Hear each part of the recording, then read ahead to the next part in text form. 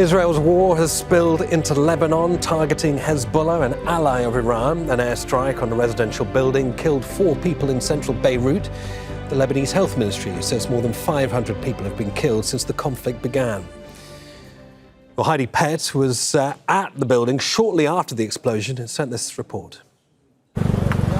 This is something that we also saw during the last war between Israel and Hezbollah, right? But it took a little bit longer at that time for the level of tension to reach where it is now. And I think that's because people are sort of learning from experience. And so what we saw during the last war, it took a little while, and what we're seeing now very, very quickly is that these Israeli airstrikes, which they say are targeting Hezbollah, and so they're normally concentrated in areas of the country with a large Shia population, so that's the southern suburbs of Beirut, southern Lebanon down towards the Israeli border, and also parts of the Bekaa Valley towards the east.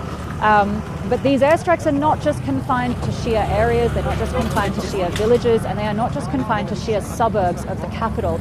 And so that makes people very afraid because they feel like they have no real map of where might be safe. You know, there were people inside the hotel, the Ramada hotel that was hit on the weekend, who had actually been displaced from Dahia. So they had done what they were told to do in this forced evacuation order that had been issued by the Israeli military for hundreds of thousands of residents of the capital. They had left their homes in a hurry. You know, it was total chaos in the afternoon that order was first issued.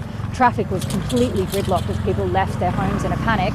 They went to somewhere that they thought was going to be safe, which was a hotel in downtown Beirut, and it was struck in the middle of the night. We were doing morning prayers, and then we were going to sleep. Then the blast happened. Our homes were destroyed. We don't know who else was inside. It is leading to a sense of suspicion in some neighbourhoods of anybody that people don't recognise, anybody who appears to be displaced, because people don't know who's coming to their neighbourhoods and they don't know if the Israeli military is going to come after them.